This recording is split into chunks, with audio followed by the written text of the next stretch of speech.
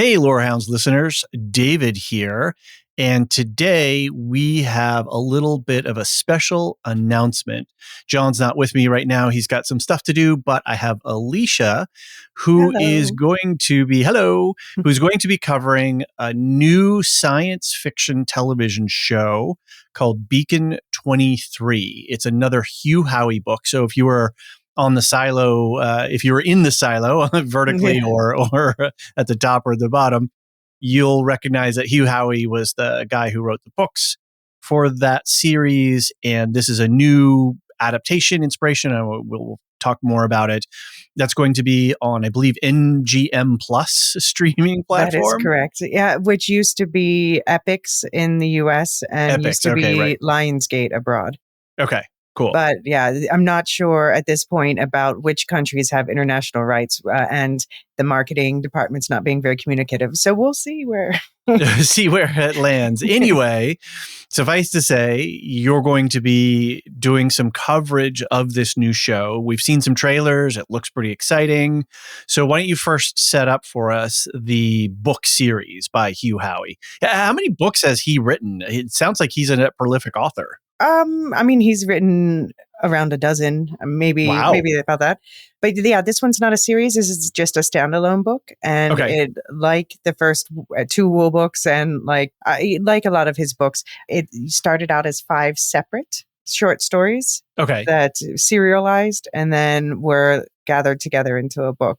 Very cool. And what's the premise of Beacon 23, the book itself? Mm-hmm. So it has a slightly more playful tone at first, but actually it asks some very mind-bending moral questions, you know, we like those kinds of things over here at Lorehounds. Charlie Problem on steroid kinds of questions, you know. Excellent. I love it. I think that the show is going to have some differences, but it seems to start in the same place where there is a guy who, if it's the same as the book, he's a space war veteran, and he's stationed at something called Beacon 23, which is it's kind of a lighthouse. In the book. They like to repeat that NASA does not like it to be called a lighthouse, but it's there to help guide ships through an asteroid belt. Got it. It's a navigational beacon. Right. One of the farthest reaches of space. So he's there all by himself to, you know, keep this thing running.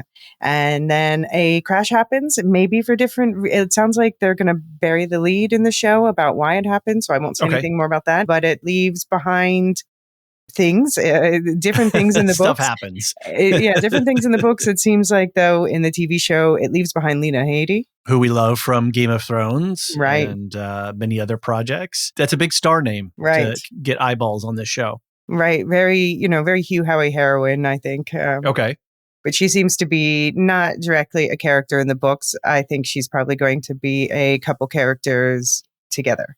So this is feeling more on the slider of inspiration versus adaptation. This feels more towards inspiration. I mean, I haven't seen any of the episodes yet, but from the trailer, it seems more closer to inspiration than adaptation. I also know that Hugh Howie was less involved, but, you know, I don't mind if it's different from the book as long as it's good, right?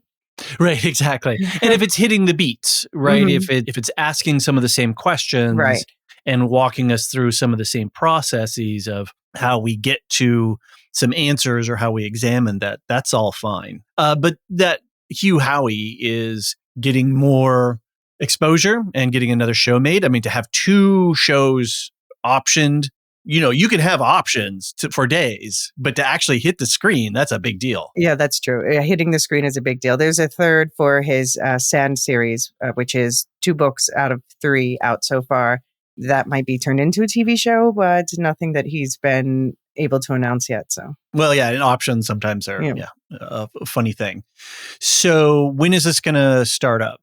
So this, the first 2 episodes drop on November 12th on Sunday, and then it will be weekly after that for a total of 8 episodes. 8 episodes. Okay, so that's a nice little run there. So. Right. And there's already 2 seasons filmed. No way. That's great. Yeah. It was going to be on AMC, but then it ended up being picked up by MGM Plus. For whatever reasons. Whatever, you know, this happened recently during all of the strike stuff, you know. Yeah. Right. Okay. All right.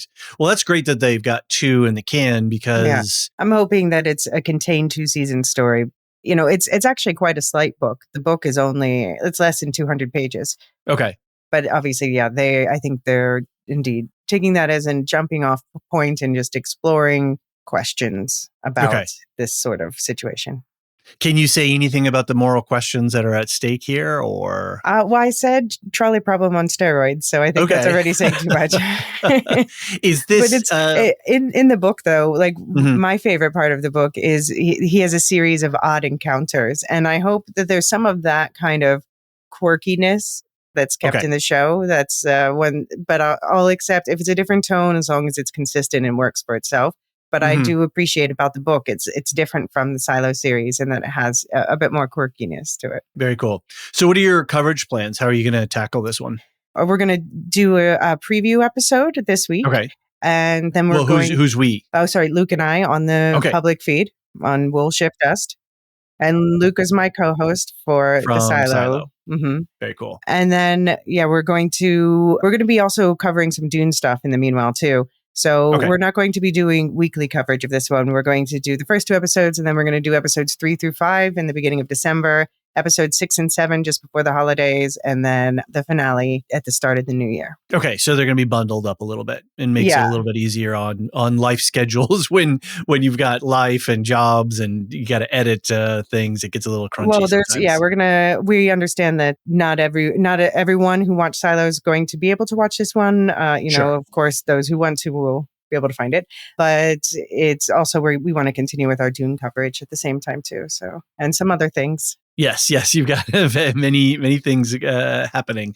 And it's also on a slightly obscure streaming service, so not everybody's going to maybe want to sign up. You do either the free trial or you get your month and then suspend or cancel and binge it within a month calendar or something. But the service, this is the same one that has From and that has the new Winter King adaptation, which frankly, I didn't love, but I know a lot of other people did. Okay. And so it is up and coming. So I think more people are signing up for it, but I can imagine plenty of people using their trial to see this show. Right. Especially if it's good. Fingers crossed. What did you think of the trailer? It got me really excited. It is a great kind of science fiction that I think is fun. It had a dark tone and it had mystery to it. Mm-hmm. It looked really good. It's hard to say with just a trailer because they're creating a reality for us within the trailer. But all of the things that I was looking for in terms of the actors, the sets, the sound, the visuals, the setup for mystery, all of those boxes were being ticked for this trailer. So I was pretty excited. Now we know trailers are mirages sometimes, but this trailer looked good and it got me really excited for it. And I was like, oh, damn, I got to go.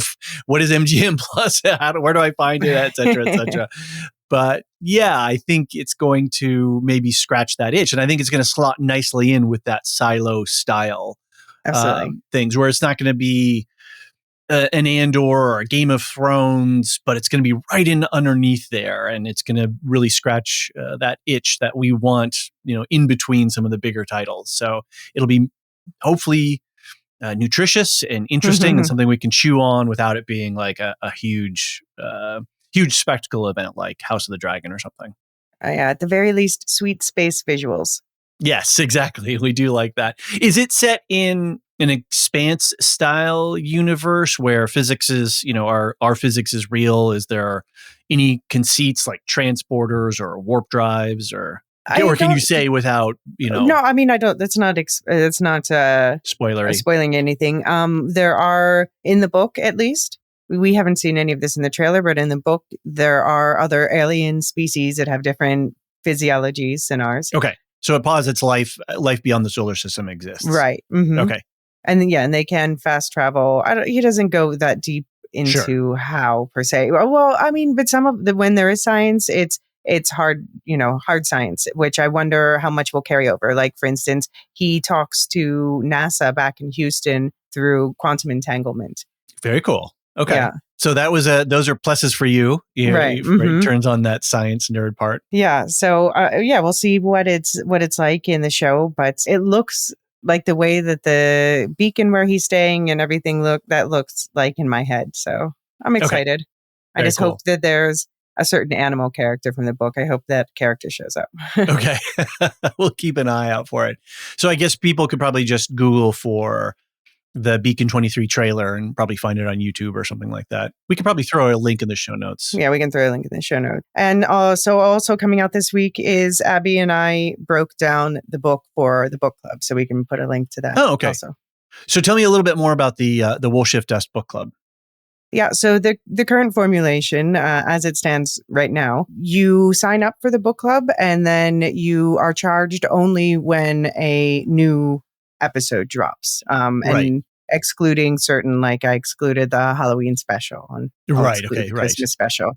Okay, cool. So we'll put a link to the book club in the show notes for this as well.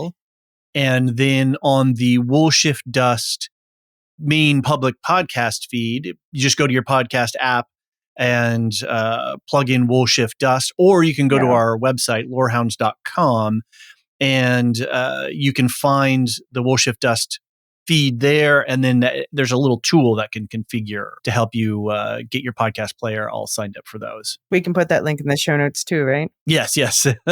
All the links in the show notes.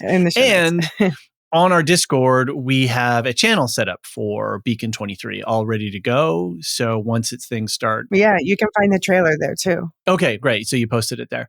There's already been a fair bit of discussion there. So remind me when the first episode's going to drop. On November 12th, on Sunday, there will be the first 2 episodes. Got it. On the MGM Plus. And then you'll be right behind on MGM at some Plus, point. Yeah. All right. Go to Wool Shift Dust on either our website or find Alicia's feed on your podcast app. Subscribe. All the Silo stuff is there as well. So go check that out. And if you got any questions, give us a holler or jump on the Discord. And I think you can find Elysia there. Where else are you? Are you still on Deadbird? I'm still on Deadbird. So you can find me on Twitter at ElysiaCB. And also you can Blue Sky, Instagram, basically most of social media. I use the same name. Well, super excited for this new show. I'm going to be enjoying just going along for the ride and excited to hear you and Luke break down this new sci-fi show. Yeah, I'm looking forward to it. Thanks, everyone. All right. Thank you.